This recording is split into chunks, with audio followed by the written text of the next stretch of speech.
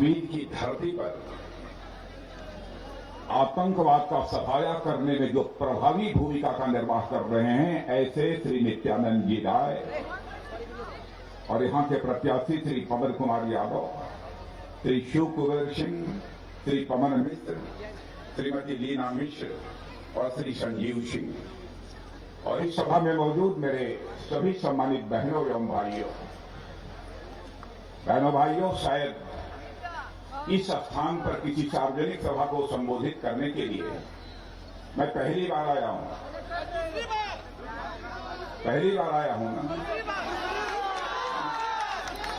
पहले दूसरी बार आया हूं लेकिन बहुत देर से आया हूं। दूसरी बार आया हूं लेकिन बहुत देर के बाद आया हूं। फिर भी इतनी बड़ी संख्या में मौजूद होकर आप लोगों ने जिस गर्मजोशी के साथ स्वागत किया है बहनों भाइयों, मैं इसके जवाब में शीश झुकाकर आप सभी बहनों भाइयों का हार्दिक अभिनंदन करता हूं। आप सभी का मैं स्वागत करता हूं।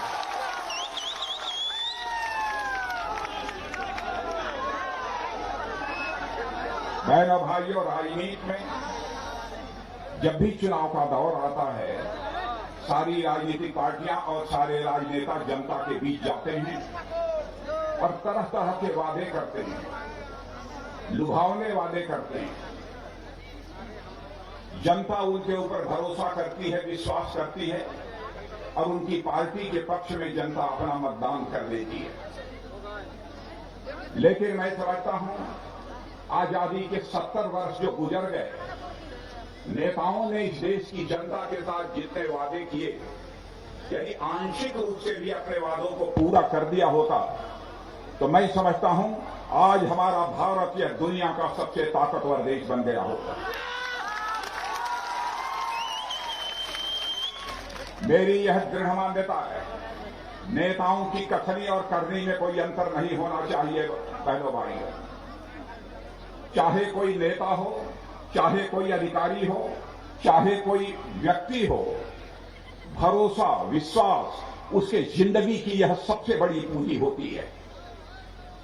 और मैं आपको यकीन दिलाना चाहता हूं, यदि आपके बीच आया हूं, जो मैं कहकर जाऊंगा वह पूरा होकर रहेगा बहनों भाइयों।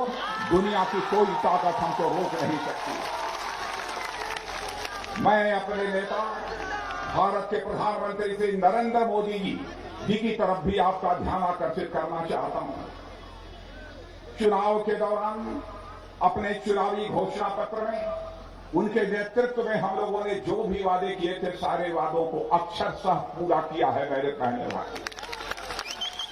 यदि मैं सारे वादों को यहां पर गिनाना प्रारंभ करूं तो लंबा समय लगेगा, इसलिए सारे वादों को नहीं गिनाना चाहता हूं। चंद केवल 3-4 वादों की यहां पर मैं चर्चा करना चाहता हूं। हम लोगों ने कहा था जम्मू कश्मीर में जो धारा 370 लगी है और जम्मू कश्मीर को जो एक विशेषाधिकार प्राप्त हुआ है, हमारी सरकार यदि बनेगी तो हम चुटकी बजाकर धारा 370 को समाप्त कर देंगे और धारा 370 को समाप्त करके हम लोगों ने दिखा दिया। हम लोगों ने यह भी वादा किया था और वादा पहली बार नहीं किया था जब भारतीय जनसंघ था और उस समय से जब राजनीति का सिलसिला हम लोगों ने प्रारंभ किया था, उस समय भी हम कहते थे जिस दिन भारत की संसद में हमें स्पष्ट बहुमत मिल जाएगा, उस दिन हम अयोध्या की धरती पर भव्य राम का मंदिर बनाकर रहेंगे बहनों भाइयों, और भव्य राम के मंदिर का निर्माण का यह भी वादा पूरा होगा। आगामी 2-3 वर्षों के अंदर ही वह भव्य राम मंदिर भारत को ही नहीं बल्कि दुनिया के सारे रहने वाले श्रद्धालुओं को दर्शन करने को मिलेगा। इस वादे को भी हम लोगों ने पूरा किया। हम लोगों ने कहा कि धर्म, जाति, मजहब इस आधार पर हम कोई भेदभाव नहीं करेंगे। लेकिन आप लोगों ने देखा सरकार बनने के बाद मुस्लिम बहनों के साथ जिस प्रकार का जुल्म होता था, 3 बार तलाक तलाक तलाक बोल दिया और उसकी छुट्टी हो गई। बहनों भाइयों, 3 तलाक के कानून को भी चुटकी बजाकर हम लोगों ने समाप्त कर दिया। हमने अपने वादे को पूरा किया। भारत का विभाजन हुआ। भारत का विभाजन नहीं होना चाहिए था बहनों भाइयों। और उस समय लग रहा था जैसे कि भारत माता के टुकड़े किए जा रहे हों। हम लोग नहीं चाहते थे भारत का विभाजन हो, भारत और पाकिस्तान बने। लेकिन भारत का विभाजन होने के बाद जो वहां पर अल्पसंख्यक रह गए थे, यानी हिंदू हो, सिख हो, बौद्ध हो, जैन हो, पारसी हो, ईसाई हो, जो भी रह गए थे, लगातार उनके ऊपर जुल्म ढाया जा रहा था। और आजादी हासिल होने के समय जब बंटवारा हुआ था, उस समय इन सारे अल्पसंख्यकों का जो प्रतिशत वहां पर था वह लगातार गिरता चला गया।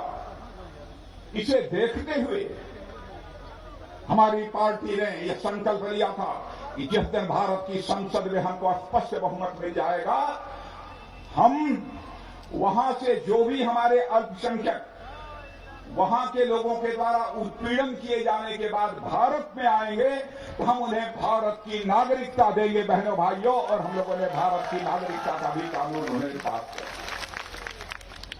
जहां तक हमारे प्रधानमंत्री नरेंद्र मोदी जी का सवाल है, मैं आपसे पूछना चाहता हूं, क्या आपके ऊपर भरोसा है कि नहीं है? हाथ उठाकर बतलाइए, भरोसा है कि नहीं? क्या कभी आपने कल्पना किया था गरीब माता की कोख से पैदा हुआ कोई एक ऐसा व्यक्ति भारत का प्रधानमंत्री बनेगा जो इस बात की चिंता करेगा कि भारत में रहने वाले हर गरीब के पास भी अपना पक्का मकान होना चाहिए? और बहनों भाइयों सुन लेना, जिन लोगों को पक्के मकान मिल गए हैं, जिनको नहीं मिला है, 2022 समाप्त होते होते हर व्यक्ति को पक्का मकान मिलकर रहेगा। इस वादे को भी हम लोग पूरा करेंगे। एक नहीं, ऐसे बहुत सारे हम लोगों ने वादों को पूरा किया। मैं याद दिलाना चाहता हूं, राजीव गांधी जी हमारे प्रधानमंत्री थे। बहनों भाइयों, मैं किसी प्रधानमंत्री के बारे में कभी भी अपशब्दों का प्रयोग नहीं करता हूं, गाली गलौज नहीं करता हूं। मैं मानता हूं चाहे कांग्रेस का प्रधानमंत्री हो, चाहे किसी दल का प्रधानमंत्री हो, प्रधानमंत्री होता है, वह स्वयं में एक संस्था होता है। संस्था के प्रति हमें सम्मान व्यक्त करना चाहिए, उन संस्थाओं का सम्मान करना चाहिए, क्योंकि संस्थाओं का सम्मान समाप्त हो जाएगा, संस्थाओं की गरिमा समाप्त हो जाएगी बहनों भाइयों, तो भारत के लोकतंत्र को समाप्त होने से भी दुनिया की कोई ताकत रोक नहीं सकती है। मैं उनके बारे में कुछ कहना नहीं चाहता, लेकिन उन्होंने एक वाक्य कहा था। उन्होंने कहा था कि मैं आश्चर्यचकित रह जाता हूं कि मैं दिल्ली से 100 पैसा भेजता हूं भारत के गांव में वहां के विकास के लिए, लेकिन केवल 16 पैसा गांव में पहुंच पाता है। ये कहा था कि नहीं कहा था? बहनों भाइयों, हमारे मोदी जी ने आते ही पहला काम यह किया कि भारत में एक भी परिवार ऐसा शेष नहीं बचेगा जिसका कि अपना खाता न हो, जनधन खाता न हो। अकाउंट सबका खुल गया कि नहीं खुल गया? हाथ उठाकर बतलाइए, मैं जानना चाहता।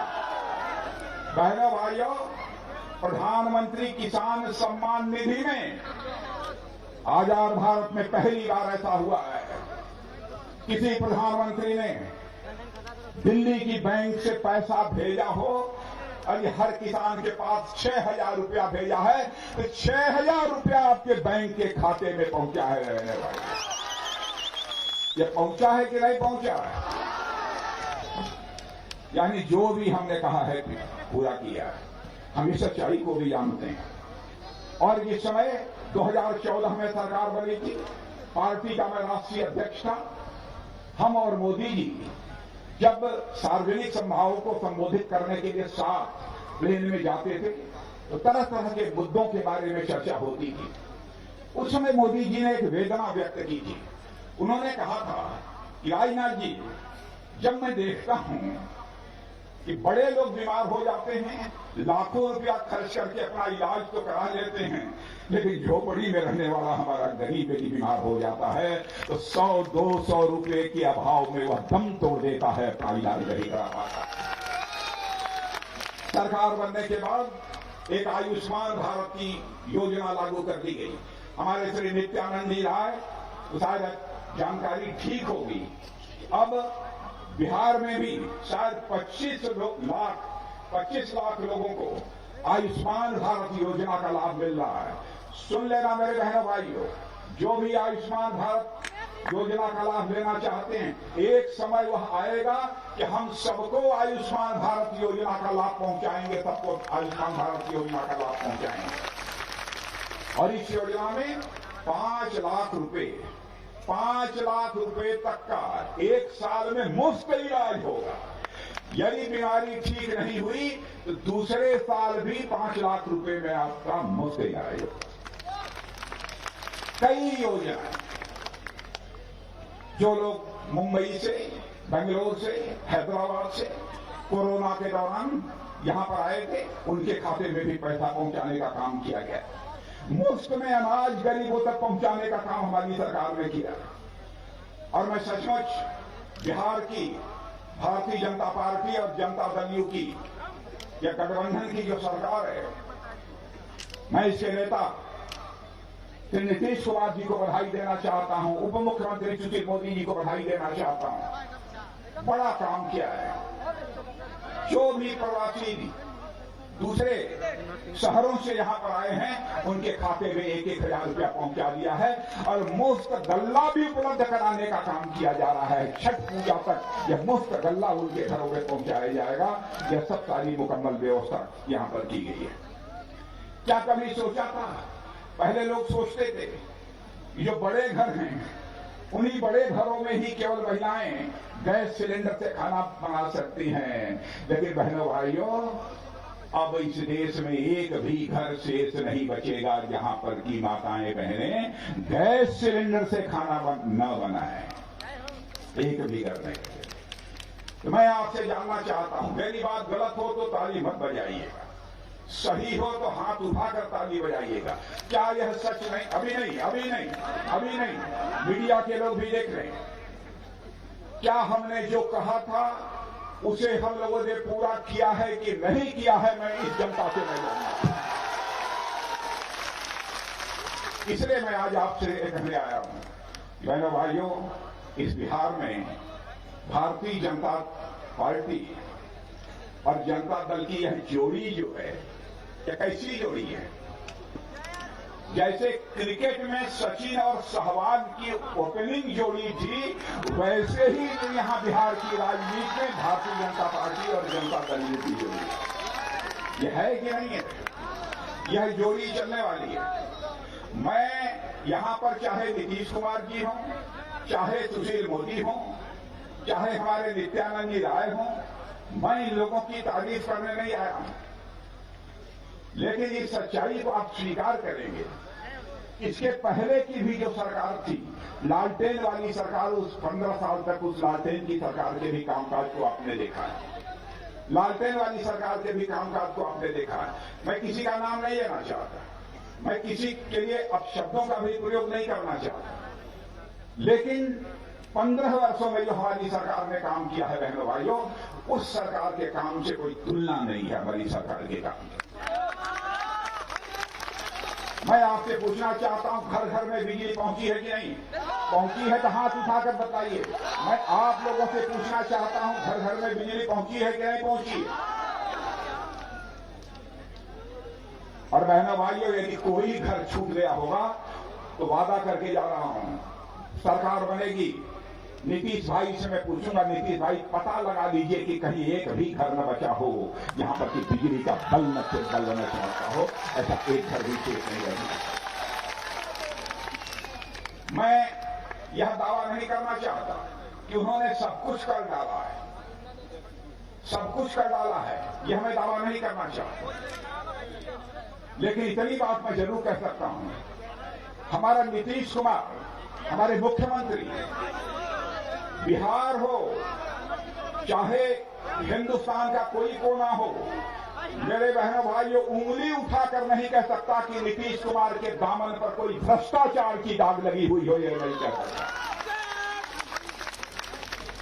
इस पर तो बहस हो सकती है कि नीतीश कुमार ने कम काम किया, अधिक किया और कर दिया होता तो ज्यादा अच्छा होता। इन सब सारी चीजों पर तो बहस हो सकती है, लेकिन इस बात पर बहस की कोई गुंजाइश नहीं है कि नीतीश कुमार के अथवा सुशील मोदी के दामन पर कोई भ्रष्टाचार की दाग लगी हुई है। भाइयों, इसीलिए वोट आपसे मांगने आया हूं। मैं तो बहुत देर तक आपके सामने रुकता, लेकिन काफी विलंब हो गया है। एक बात और कहना चाहता हूं, बिहार की जनता का अभिनंदन करना चाहता हूं। बहनों भाइयों, भारत और चीन के बीच जो कुछ भी इस समय चल रहा है उससे आप अच्छी तरह परिचित हैं। गलवान घाटी में भारत चीन सीमा पर जो कुछ भी हुआ है उससे भी आप परिचित हैं। लेकिन सचमुच वहां से लेकर यहां तक जो लोग खड़े हैं सभी भारत माता के प्रेमी हैं, भारत की धरती के प्रेमी हैं। जब यह कसर चल रहा था, चीन ने भारत की सीमा में प्रवेश करने की कोशिश की। कौन सी वह रेजिमेंट थी? वह बिहार रेजिमेंट के जवानों ने बहनों भाइयों अपना बलिदान देकर इस भारत की धरती की आन बान शान को बचाया।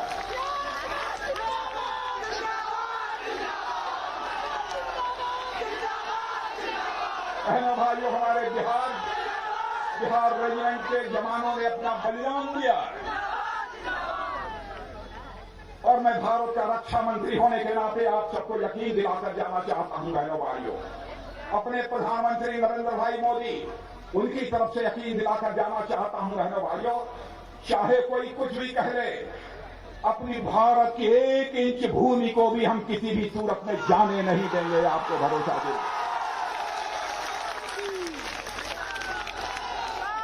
ये लोग गलत प्रचार कर रहे हैं, तरह तरह के वादे कर रहे हैं। और कांग्रेस के एक नेता ये कहते हैं कि हमारी सरकार रहती तो हम 3 दिन के अंदर चीन को बाहर कर देते। मैं कहना चाहता हूं, मैं किसी प्रधानमंत्री को दोषी नहीं ठहराना चाहता, लेकिन 1962 में जो कुछ भी अब मैं उसकी याद भी नहीं दिलाना चाहता हूं आप तक। लेकिन बहनों भाइयों, उसके बाद तो लंबे समय तक आपकी ही सरकार थी, आपने क्या किया है? और मैं राहुल जी आपको बताना चाहता हूं, जनता की आंखों में धूल झोंक कर राजनीति नहीं करनी चाहिए। यदि कलेजे वाला इंसान होगा तो जनता की आंख में आंख मिलाकर वह राजनीति करेगा, जनता को गुमराह करके राजनीति नहीं करेगा। कहां इस देश को ले जाना चाहते हैं? देश के मान सम्मान स्वाभिमान का जब सवाल खड़ा होता है बहनों भाइयों, सारे भेदभावों को भुलाकर सारा देश एकजुट होकर खड़ा हो जाता है। लेकिन यहां पर एक राजनीतिक पार्टी के द्वारा अनाप शनाप बातें की जा रही हैं। फैसला आपको करना है। लेकिन ज्यादा न कहते हुए अंतिम बात जो मैं आप सबसे निवेदन करने जा रहा हूं बहनों भाइयों, लालटेन फूट गई है।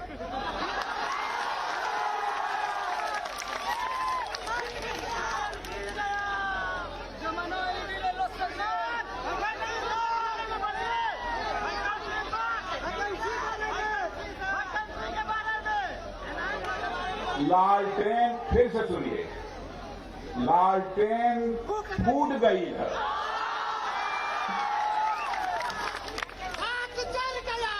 अरे सुना कर, हमरो सुना, लालटेन फूट गई है और तेल बह गई है। अब न पंजा का चली और न उनका कोई खेल चली। तब हम जाएं नहीं, अब चलो आगे के मीटिंग है। देखा, ये हमारे नित्यानंद राय के बहुत बोले की चाहत है, लेकिन यहां ना ही बोलना है ताकि हमें बोल रहे हो। लेकिन ये बताओ, पवन कुमार यादव की जिताए देवाजा कि नहीं?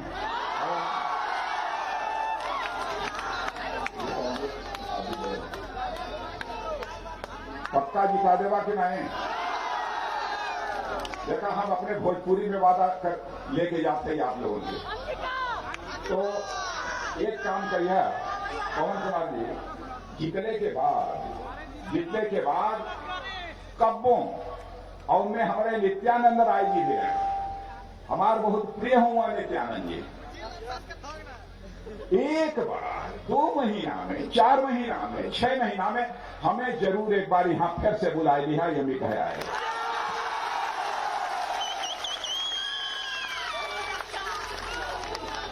और हम यहां